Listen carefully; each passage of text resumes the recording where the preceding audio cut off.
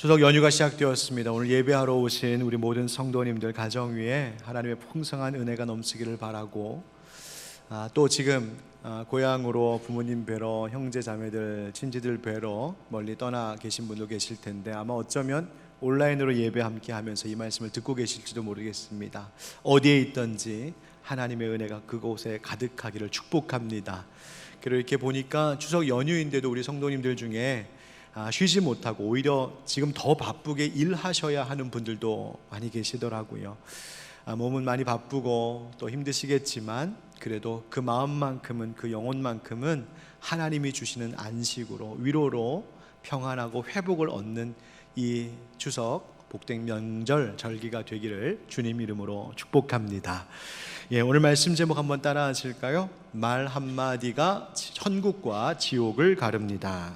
말 한마디가 천국과 지옥을 가릅니다. 명절을 보내는 문화가 많이 달라져서 요즘엔 명절 연휴다 그러면 해외로 여기저기로 여행들도 많이 다니시지만, 그래도 명절이 되면 오랜만에 부모 형제 가족들 만나서 그동안 하지 못했던 많은 이야기들을, 많은 대화를 나누는 그것, 아마 예나 지금이나 달라지지 않는 명절의 풍경인 것 같습니다.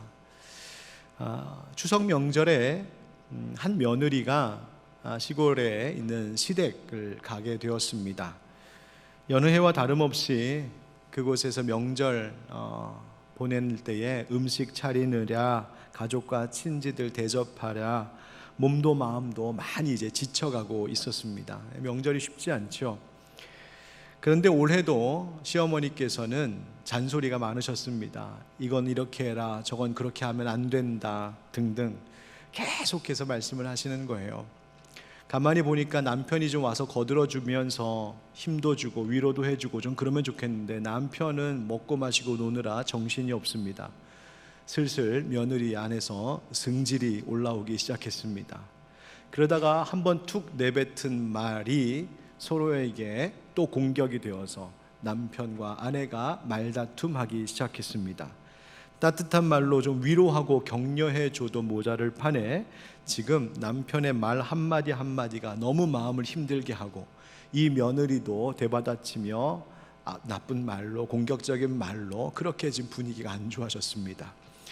그렇게 오고 간 말들 때문에 마음이 잔뜩 상한 채로 하루를 보내고 이제 이튿날 서울로 올라오게 되는데, 서울로 떠나는 길에 시어머니께서 며느리에게 가서 음식 먹으라고 음식 보따리를 하나 싸서 주시는 거예요. 그런데 이미 며느리가 마음이 상할 대로 상한지라 이 음식 싸준 보따리도 보기가 싫은 거죠. 그래서 그러고는 올라가는 길에 고속도로 휴게소에서 쓰레기통에다 죄다 버렸습니다. 그리고는 서울로 올라가서 도착을 해서 보니까 그 사이에 어머니에게서, 시어머니에게서 카톡이 와 있는 거예요. 아니 또 무슨 잔소리를 하시느라고 카톡을 보냈나. 그리고서 열어서 보니 메시지에 이런 내용이 있었습니다. 얘야, 내가 아까 네 동서가 있어서 말을 못했는데 음식 싸준 보따리 안에 손주 대학 등록금 하라고 봉투 넣어뒀으니 잘 쓰도록 해라. 수고했다. 연휴 끝나는 날 고속도로 휴게소에서 쓰레기통 뒤지는 분들이 없는지 한번 잘 보시기 바랍니다. 여러분, 명절 보낸 후에 혹시 마음 상하여 돌아온 경험이 있지는 않으신가요? 왜 그러셨습니까? 음식이 부족해서, 음식이 영 입에 맞지 않아서 아니었을 겁니다. 받은 선물이 없어서, 다녀온 장소가 영 마음에 들지 않아서 아니었을 겁니다. 많은 경우 명절을 보내고도 마음이 상하여 돌아오는 가장 큰 원인은 서로 주고받은 말 때문입니다. 고속도로 위가 주차장처럼 밀릴 때에 운전하는 남편도, 같이 탄 가족들도 몸과 마음이 피곤하다 보면 그 차 안에서 툭툭 내뱉는 몇 마디의 말, 그것이 다툼이 되고 그것이 그 차 속을 지옥처럼 만들어 버립니다. 여러분, 천국과 지옥이 있음을 믿으십니까? 별로 잘 안 믿어지세요? 여러분, 천국과 지옥이 있는 거 믿으세요? 있습니다. 그런데 천국과 지옥은 죽고 나야 보는 곳, 그런 곳만은 아닌 것 같습니다. 생각해보면 지금 우리가 살고 있는 현실에도 천국과 지옥이 있습니다. 어느 때는 하루하루가 천국 같습니다. 사랑스러운 가족들과 한 식탁에 둘러앉아서 밥을 먹고 깔깔거리며 웃고 받고 때로는 같이 함께 예배드리고 할 때는 그 행복한 시간을 보내면서 천국이 따로 없네, 그런 마음이 들기도 합니다. 그런데 반대로 어느 날은 지옥 같을 때가 있습니다. 부부가 크게 싸우고 냉전 중일 때, 집안 분위기 썰렁할 때, 부모와 자식 혹은 형제끼리 크게 다투어서 말 한마디 건네지 않고 계속 갈등하고 불화할 때, 그 순간 가정은, 그리고 저마다의 마음은 지옥으로 변해버립니다. 여러분, 사실 천국과 지옥을 가르는 것 별것 아닙니다. 우리의 입에서 나오는 말 한마디가 천국을 보게도 하고 지옥을 느끼게도 하는 것이죠. 명절 연휴를 끝내고 올라오는 고속도로가 천국 같은 길이 되기도 하고 지옥 같은 길이 되기도 하는 것은 바로 주고받은 말 몇 마디로 그렇게 갈라질 수가 있는 것입니다. 이번 명절 연휴를 우리 모든 성도님들의 가정이 천국 같은 시간으로 보낼 수 있기를 주님 이름으로 축복합니다. 명절 새러 갈 때는 혹시 지옥 같은 마음일지라도 명절 새고 올라오실 때에는 그 마음이 천국으로 변해 있기를 주의 이름으로 축복합니다. 여러분, 이번 명절뿐만 아니라 우리의 인생 전체가 천국 같으면 얼마나 좋을까요? 그냥 죽어서 가는 천국만 생각해서 빨리 죽어야지, 빨리 죽어야지, 이 지옥 같은 세상 이제 그만 살고 빨리 죽어 천국 가야지, 여러분 그렇게 살지 말고 오늘을 살아가는 하루하루의 우리의 일상생활, 우리의 가정, 교회 생활, 이 모든 것이 천국 같네, 천국에 따로 없네, 여러분 그런 인생 우리가 산다면 얼마나 좋을까요? 또 그렇게 하려면 어떻게 해야 되는 것일까요? 오늘 말씀은 바로 우리의 입에 담는 말을 잘 다스릴 때 우리의 삶의 자리가 천국 될 수 있고, 그 말을, 혀를 잘 다스리지 못하면 우리의 삶의 자리가 지옥 될 수 있다고 가르쳐 주고 계십니다. 결국 서로가 대화하는 소통의 문제인 것입니다. 강주민 목사님이 쓰신 지혜와 영적 성숙이라고 하는 책이 있는데, 그 책에 보면 오늘 본문 야고보서 3장을 근거로 소위 소통의 사람, 그러니까 소통을 지혜롭게 잘하는 사람이 되기 위해서는 어떻게 해야 될까라고 하는 것을 다음 8가지로 권면하는 것을 봅니다. 하나씩 짧게 설명과 더불어 말씀드리겠습니다. 첫 번째, 대화의 목표를 소통하는 데 두라는 겁니다. 아니 그럼 대화를 소통하려고 대화하지 다른 목표가 있나? 그렇지가 않다는 거예요. 어떤 분들은 대화를 어떤 목표를 두고 대화하냐면 승리를 쟁취하기 위하여서 대화하는 분들이 계십니다. 내가 이 말을 하면서 이겨야지, 내가 저 사람을 이겨 먹어야지 하고 대화하는 분들이 있습니다. 옳고 그름을 가르고 판단하는 것에 목표를 두는 겁니다. 여러분, 그러면 소통이 이루어지지 않습니다. 대화의 목표는 이기려고 하는 것이 아니라 이해하려고 하는 것입니다. 그래서 서로 판단하고 판정하는 것이 아니라 서로 잘 통할 수 있도록 하는 것에 대화에 목표를 두며 이야기 나누셔야 합니다. 두 번째, 말이 통하기 위해서는 마음이 통해야 합니다. 마음이 통해야 말도 통합니다. 우리의 마음에 있는 내 주장, 내 욕심 다 비우고 자기 부인하고 예수님 마음을 닮아 겸손한 마음, 섬기는 마음, 자기를 부인하는 마음, 십자가 지는 마음 가지면 그 마음이 통하게 되어 있습니다. 마음이 통하면 말도 통합니다.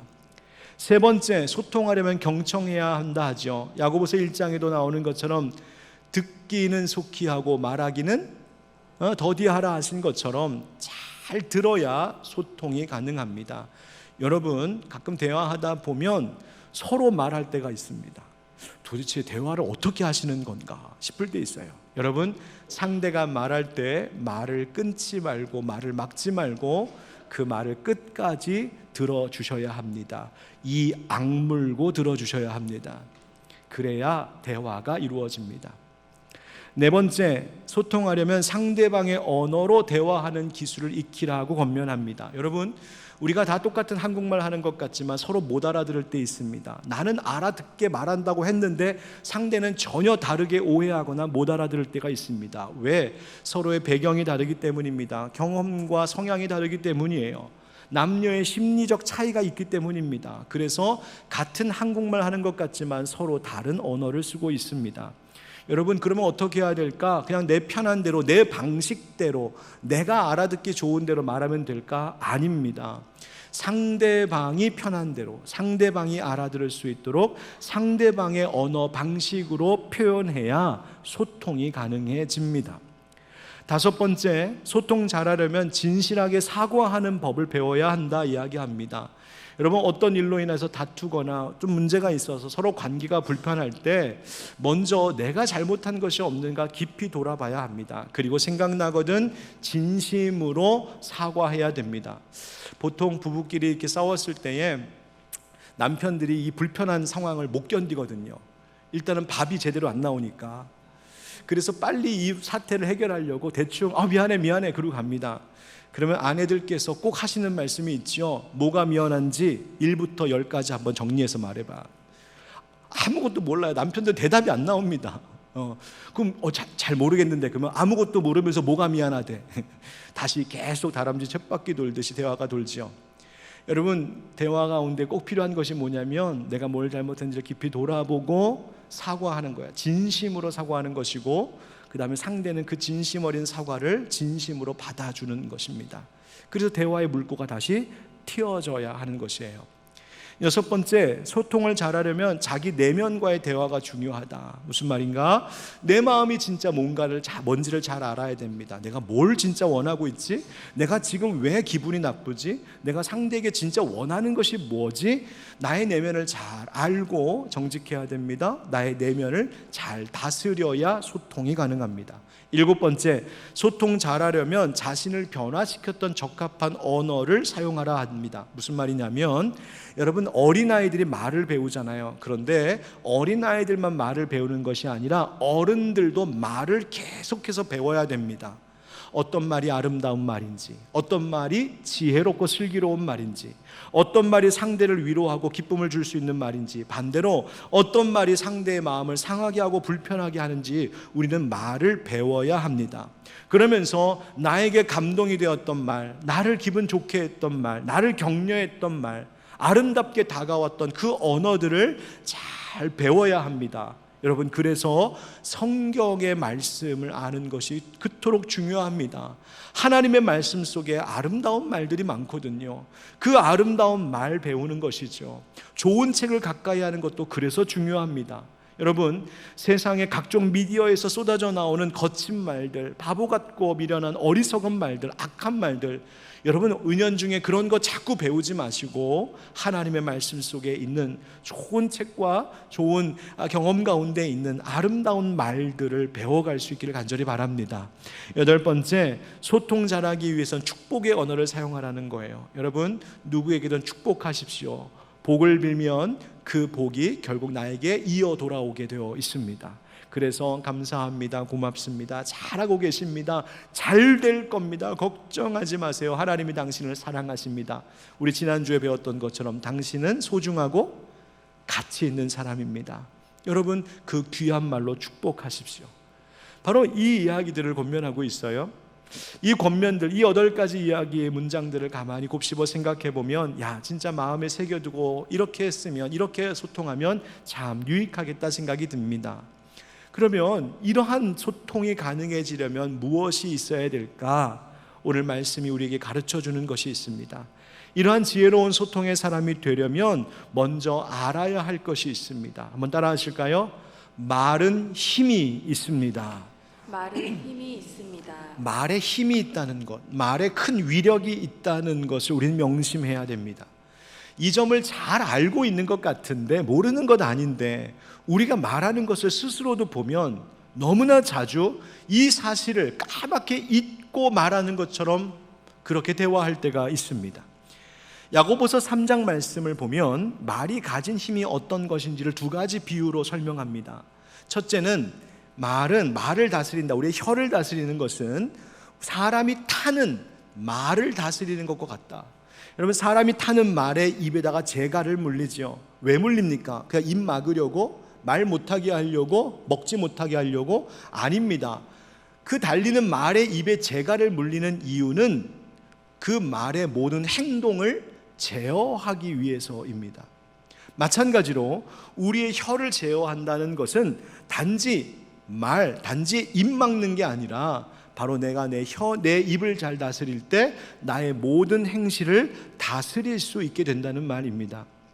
또 하나, 두 번째 비유는 말을 다스린다라고 하는 것은 마치 바다 위를 항해하는 큰 배의 키를 움직이는 것 같다고 말합니다. 여러분, 큰 배의 덩치에 비하면 그 배를 조종하는 키는 정말 작습니다. 그러나 그 키를 어떻게 움직이냐에 따라서 그 큰 배의 운명이 결정되고 그 안에 타고 있는 사람들의 운명이 결정됩니다. 마찬가지로 우리의 이 작은 혀를 어떻게 다스리고 어떻게 다루느냐에 따라서 우리의 삶의 방향이, 우리의 인생의 항해의 길이 달라진다는 것이죠. 그래서 말을 다스릴 줄 아는 사람이 온몸을 다스리는 온전한 사람, 성숙한 사람이라고, 그만큼 말에는 큰 힘이 있노라고 오늘 성경이 우리에게 말하고 있습니다. 그러면서 이어서 하는 말씀이 6절 말씀입니다. 우리 6절 한번 같이 읽어봅시다. 시작. 혀는 곧 불이요 불의의 세계라. 혀는 우리 지체 중에서 온몸을 더럽히고 삶의 수레바퀴를 불사르나니 그 사르는 것이 지옥불에서 나느니라. 아멘. 여러분, 작은 불이 큰 숲을 태워버릴 수 있는 것처럼 사람의 작은 혀, 그 말 한마디가 사람 모든 큰 것들을 다 태워버릴 수 있다는 거예요. 여기서 삶의 수레바퀴라고 하는 것은 뭐냐면, 수레바퀴가 쭉 가면서 길을 내는 것처럼 인생의 모든 가는 여정을 의미하는 말이 삶의 수레바퀴입니다. 그러니까 말 한마디가 내가 지금까지 살아오면서 열심히 수고하고 노력해온 삶의 모든 여정, 또 꿈에 부푼 놀라운 미래의 계획을 가지고 있는 내 인생의 나머지 여정을 말 한마디가 송두리째 날려버릴 수 있을 만큼 말은 그만큼 큰 힘을 가지고 있다고 말하고 있습니다. 그리고 그 삶을 불태우는 말은 마치 지옥불 같은 것이라고 말씀해주고 계세요. 제가 좋아하는 책 중에 이기주 씨의 언어의 온도라는 책이 있습니다. 제목 그대로 언어에는 따뜻한 언어도 있고 차가운 언어도 있다, 그런 말입니다. 거기에 여러 이야기들 중에 한 이야기가 기억에 남습니다. 저자의 어머니께서 우리 사는 이 일산 지역의 어느 병원에서 큰 수술을 받으셨답니다. 그래서 수술을 받으시고 이제 병실에 회복차 이렇게 누워 계신데 하루 병문안을 가봤더니 마침 나이가 지긋하게 드신 의사 선생님께서 회진차 이제 그 병실을 들어오신 거예요. 그런데 보통 의사 선생님들 들어오면 그 환자들 부를 때 환자분, 뭐 그냥 이렇게 부르잖아요. 그런데 이 의사 선생님은 환자분 이렇게 부르지 않고 꼭 호칭을 김 여사님 혹은 이사장님 이렇게 부르시더랍니다. 그래서 너무 신기해서 궁금해서 이 의사 선생님이 나가실 때 뒤따라 나가서 물어봤대요. 선생님, 제가 선생님 말씀하신 거 들어보니까 여기 계신 분들한테 환자라고 하는 호칭을 안 쓰시던데 이유가 있습니까? 그랬더니 이 선생님께서 웃으시면서 대답하는 것이 이런 내용이었습니다. 네, 환자라고 할 때 환자가 아플 환자 아닙니까? 그래서 환자분 자꾸 부르면 아픈 사람 부르는 거니까 계속 더 아파진다는 거예요. 그래서 오히려 여사님 부르고 은퇴 전에 가지고 있었던 그 직함을 불러드리면 옛날처럼 열심히 일할 때처럼 내가 그때로 돌아가고 싶다라고 하는 의지가 불타고 병마와 싸우려고 하는 의지가 더 굳세어져서 더 건강해지는 것을 제가 봅니다. 그렇게 대답하시는 거예요. 그러면서 그 다음 하시는 말씀이 명언이었어요. 병원에서는 사람의 말 한마디가 의술이 될 수도 있거든요. 말 한마디가 의술이 될 수도 있다. 얼마나 지혜로운 생각이신지. 제가 이 이야기 글을 읽다가 그렇지, 말 한마디가 의술이 되고 말 한마디가 목회가 되고 말 한마디가 몸과 영혼을 살릴 수 있는 것이구나 생각하게 되었습니다. 이 책의 서두에 이런 글귀가 있었습니다. 말과 글은 머리에만 남겨지는 게 아닙니다. 가슴에도 새겨집니다. 마음 깊숙이 꽂힌 언어는 지지 않는 꽃입니다. 우린 그 꽃을 바라보며 위안을 얻기도 합니다. 여러분들의 마음속에는 어떤 꽃이 있습니까? 누군가가 해주었던 그 말 한마디가 혹시 예쁜 꽃으로 자리 잡고 있습니까? 여러분, 우리는 평생 그 아름다운 꽃을 품고 살아간다는 것이죠. 여러분, 말은 창조의 힘이 있습니다. 하나님이 그걸 보여주셨어요. 하나님이 세상을 무엇으로 창조하셨나요? 말씀으로 창조하신 것처럼 말입니다. 반대로 그렇기에 말은 파괴하는 힘도 있습니다. 말 한마디에 마음이 무너지고, 말 한마디에 가정이 깨지고, 말 한마디에 교회가 흔들리고, 말 한마디에 공동체가 흩어질 수 있습니다. 여러분, 말은 상처를 입히는 힘도 있습니다. 비수와 같이 날아와 꽂히는 말 때문에 사람은 그 말 한마디에 치명적인 상처를 입고 죽어가기도 합니다.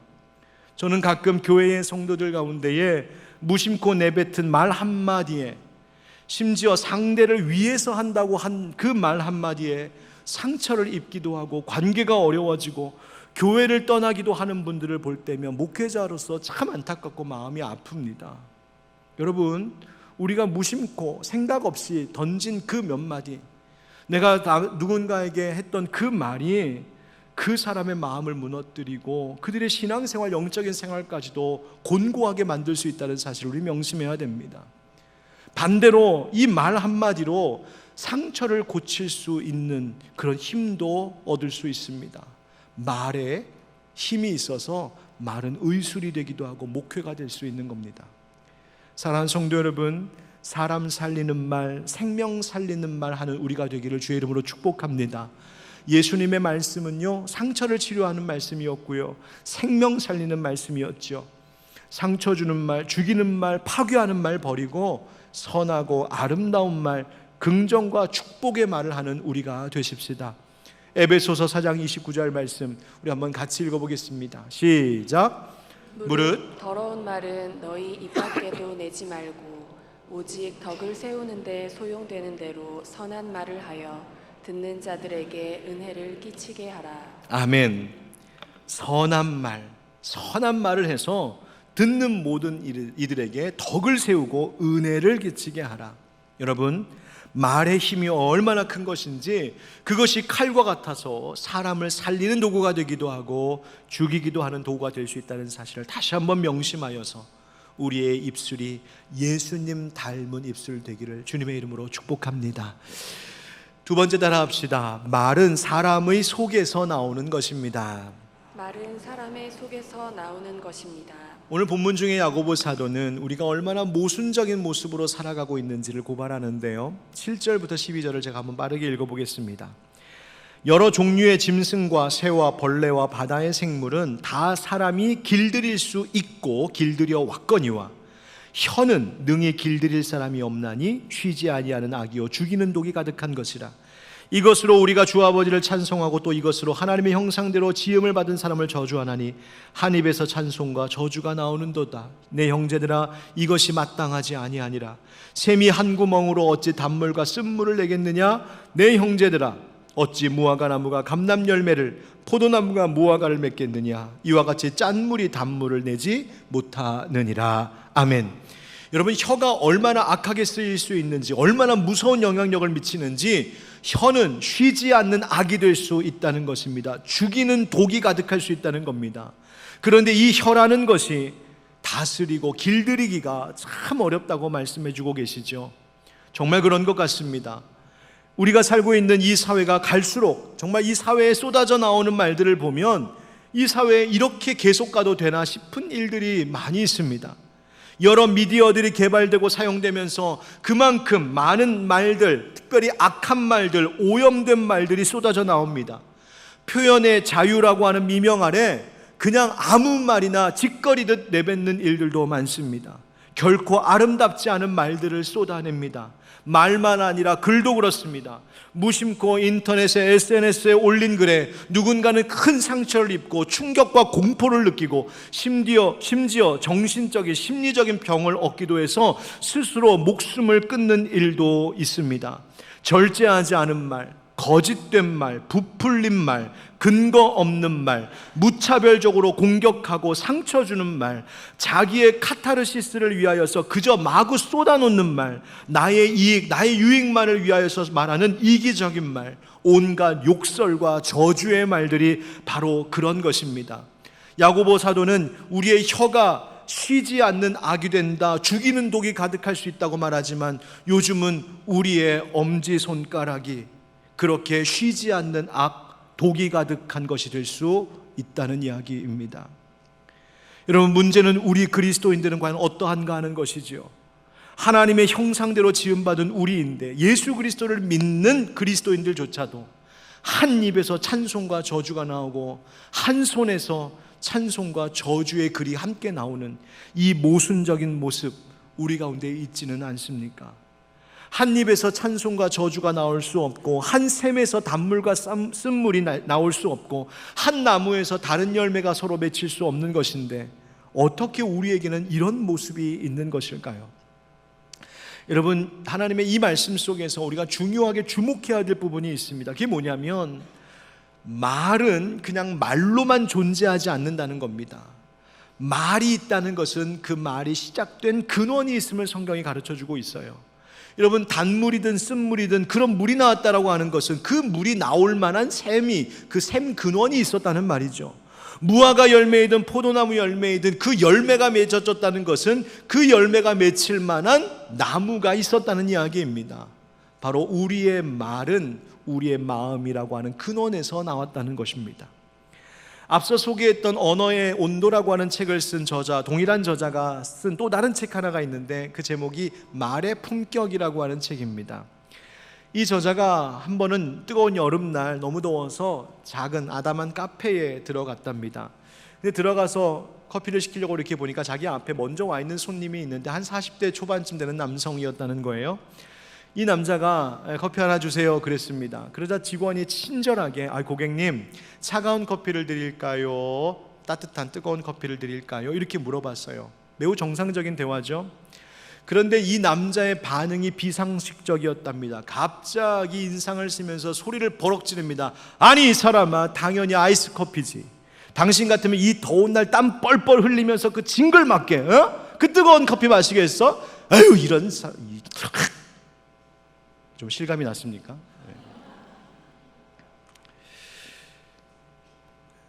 이 상황을 소개하면서 이분이 다음에 이렇게 글을 이어갑니다. 남자가 쏟아낸 자음과 모음은 우연히 탄생한 게 아닌 듯 했습니다. 남자의 몸과 정신 속에서 오랫동안 서로 치고받으며 갇혀 지내다가 입술이 열리는 틈을 타 감옥을 탈출한 죄수들처럼 느껴졌습니다. 폭언에 가까운 지저분한 언어에 직원의 얼굴은 순식간에 일그러졌습니다. 그러면서 이런 글을 썼습니다. 격과 수준을 의미하는 한자 품, 품격할 때 그 품입니다. 품의 구조를 뜯어보면 흥미롭습니다. 입구가 세 개가 모여 이루어졌음을 알 수 있지요. 말이 쌓이고 쌓여 한 사람의 품성이 된다는 뜻입니다. 사람의 채취, 사람이 지닌 고유한 인향은 분명 그 사람이 구하는 말에서 뿜어져 나옵니다. 여러분, 말은 사람의 향기랍니다. 마음에 무엇이 들어있느냐, 마음에 꽃이 있느냐 똥이 있느냐에 따라서 우리의 입에서 나오는 말의 향기가 달라진답니다. 여러분, 우리의 마음은 어떤 마음이어야 할까요? 우리의 말은 어떤 향기이어야 할까요? 고린도후서 2장 15절에서 사도 바울은 말합니다. 우리는 구원받는 자들에게나 망하는 자들에게나 하나님 앞에서 무엇이다? 그리스도의 향기니. 이것이 우리의 정체성이랍니다. 우리의 말은 그리스도의 향기가 되어야 한다고요. 그러므로 우리는 그러한 향기로운 말이 나올 수 있는 마음을 가져야 합니다. 마음을 잘 가꾸어야 합니다. 우리의 말이 예수 닮은 예수의 향기 되려면 우리의 마음도 예수의 마음 되어야 하죠. 그래서 성경은 말하지 않습니까? 너희 안에 이 마음을 품으라. 곧 그리스도 예수의 마음이니.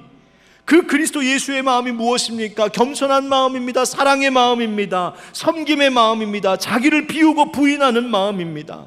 누군가에게 종이 되어주셨던 그 마음입니다. 여러분, 우리의 마음이 그 마음 될 때 우리의 말은 향기로운 그리스도의 냄새가 됩니다.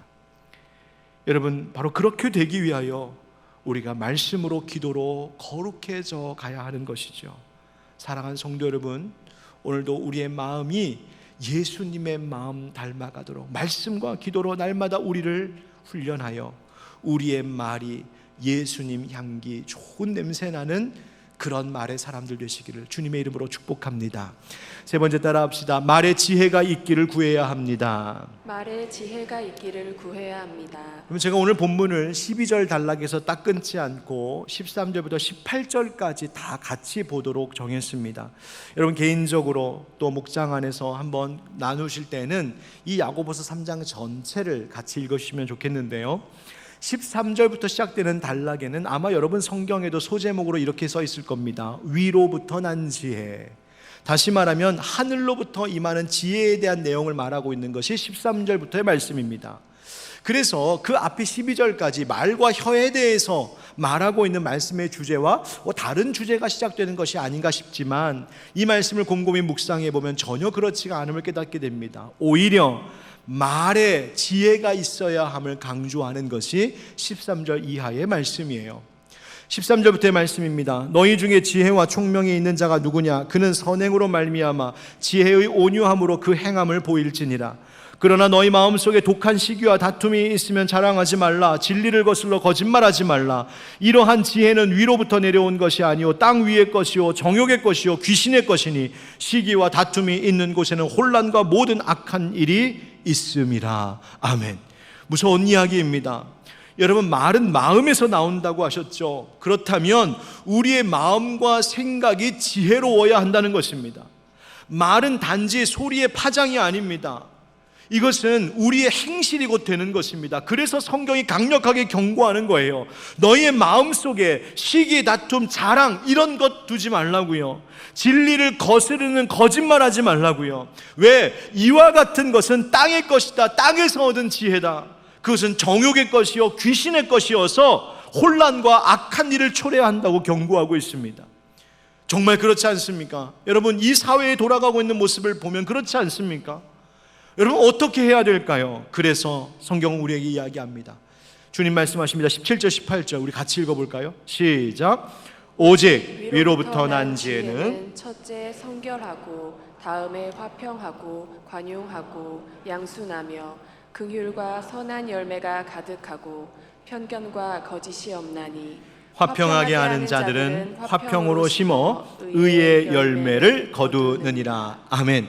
여러분, 우리가 살면서 지혜를 갖고 살아가는데 지혜엔 두 가지가 있음을 분명히 말씀하십니다. 하나는 땅에서 얻는 것, 땅에서 얻는 지혜와 지식은 정욕의 것, 귀신의 것이라고 말씀하시죠. 그런데 또 하나의 지혜가 있습니다. 그것은 하늘로부터, 위로부터 임하는 지혜, 즉 하나님께서 주시는 지혜, 하나님 주시는 생각입니다. 성경은 우리 예수 믿는 자들, 하나님의 자녀들이 이것 사모하라고 하는 것이죠. 참된 지혜, 우리를 서로를 살리는 생명력 있는 지혜는 세상에서 땅에서 얻는 것이거나 사람의 실력이나 경험에서 오는 것이 아니라 하나님께로부터 오는 지혜가 생명을 살리고 이 세상을 선하게 바꾸어 간다는 것입니다. 그 하나님 주시는 하늘로부터는 지혜가 무엇인가 보았더니 성결한 마음이요 화평을 이루는 마음이요 관용을 베푸는 마음이요 양순한 마음이요 긍휼히 여기는 마음이요 그것은 선한 열매를 가져온답니다. 편견이 없고 거짓이 없는 그 마음, 바로 그것이 하나님께로부터 얻는 지혜라고 말씀하십니다. 그것을 추구하며 살라고 하시는 것이죠. 여러분, 세상의 지식과 지혜가 아니라 우리는 위로부터 나는 지혜를 구해야 합니다. 하나님 지혜 주십시오. 하나님 마음 부어 주십시오. 하나님의 생각으로 우리를 채워 주십시오. 그래야 우리의 마음에서부터 비롯되는 말도 하나님의 지혜를 닮은 말이 나오고 예수 향기 나는 말이 나올 줄 믿습니다. 여러분, 그것으로 살아가는 것이에요. 그래서 그렇게 하나님 주시는 지혜, 하나님 주시는 마음으로 생각하고 말할 때에 그 말 한마디가 바로 누군가의 삶을 천국되게도 할 수 있다는 것입니다. 여러분, 말씀으로 우리의 마음을 채우고 기도로 우리의 언어가 다스림 받게 되기를 주님의 이름으로 축원드립니다. 오늘 이 본문으로 이 말씀을 전하는 이유가 있습니다. 먼저는 우리 앞서 인사했던 것처럼 추석 명절 연휴가 시작되었기 때문입니다. 여러분들이 이제 많은 가족들, 부모, 형제, 친지들 만나게 될 텐데 만나서 많은 말씀하시지 않겠습니까? 여러분, 그 모든 대화에 앞서 그분들 만나러 가실 때에 기도하는 마음으로 가십시오. 하나님, 하늘로부터 위에서 임하는 지혜를 내게 부어주십시오. 하나님 주시는 마음과 생각을 주십시오. 그래서 지금부터 내 입에서 나오는 모든 말들이 예수 그리스도의 향기 되게 하여 주십시오. 그래서 내가 누구를 만나든 누구와 이야기하든 나로 인하여서 그 사람의 마음도 내 마음도 천국 되게 하여 주옵소서. 그래서 이 추석 연휴가 천국과 같은 날들이 되게 해달라고 여러분 기도하면서 가십시오. 하나님이 여러분의 입을 통하여서 축복하실 줄 믿습니다. 무엇보다도 예수 그 복음이야말로 가장 아름다운 말이 될 줄 믿습니다. 또 한 가지 이유가 있었습니다. 여러분 이제 여러분 추석 명절 잘 보내고 돌아오시면 다음 주 주일 마지막으로 여기서 예배드리고 2달 반 동안 우리가 공사판에서 공사장에서 예배를 드려야 합니다. 이곳은 쓰지 못해서 3층에서 예배 드릴 테고요. 3층에서 예배 드릴 때 보면 아마도 인원이 그 안에 다 수용이 안 돼서 좀 늦게 오시는 분들은 4층 지하 4층 식당으로 가서 거기서 영상으로 예배를 드리기도 하셔야 할 겁니다. 공사 시작되면 먼지도 많고 시끄럽기도 하고 냄새도 나고 불편한 것이 한두 가지가 아닐 겁니다. 그럴 때 우리가 무심코 불쑥불쑥 이런 말 내뱉을 수 있습니다. 힘들어, 불편해, 뭘 이런 걸 이렇게 무슨 공사를 이렇게 크게 한다고, 아니 그 많은 돈 들여서 무슨 그렇게 공사한다고 투덜거리고 불평하고 불만을 쏟아놓는 그 몇 마디의 말이 커지고 커져서 누군가에게는 지옥처럼 들려올 수가 있습니다. 여러분 공사기간 2달 반 동안에 조금 불편하시고 조금 힘들고 어려움이 많아도 불만과 불평, 부정의 말 삼가해 주시기를 부탁드립니다.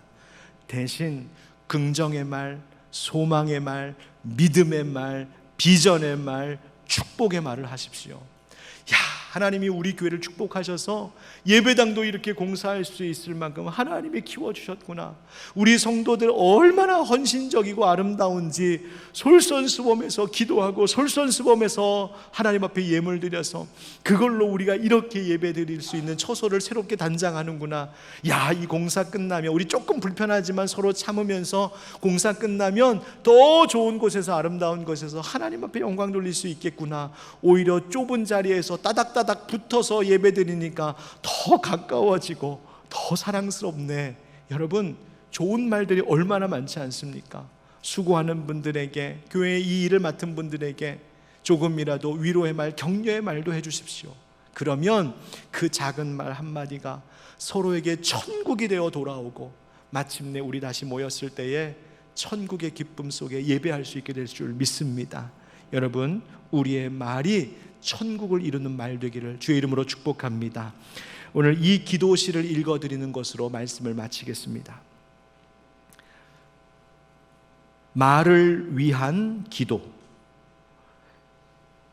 제가 이 세상에 태어나 수없이 뿌려놓은 말의 씨들이 어디서 어떻게 열매를 맺었을까 조용히 헤아려 볼 때가 있습니다.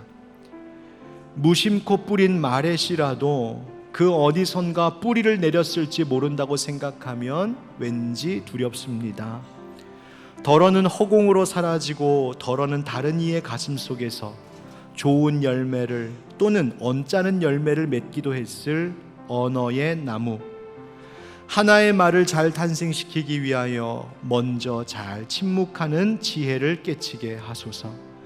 해프지 않으면서 풍부하고 경박하지 않으면서 유쾌하고 과장하지 않으면서 품이 있는 한마디의 말을 위해 때로는 진통 겪는 어둠의 순간을 이겨내게 하소서. 참으로 아름다운 언어의 집을 짓기 위해 언제나 기도하는 마음으로, 돌을 닦는 마음으로 말을 하게 하소서. 언제나 진실하고 언제나 때에 맞고 언제나 책임 있는 말을 갈고 닦게 하소서. 제가 이웃에게 말을 할 때에는 하찮은 농담이라도 함부로 내뱉지 않게 도와주시어 좀 더 겸허하고 좀 더 인내롭고 좀 더 분별 있는 사랑의 말을 하게 하소서. 아멘.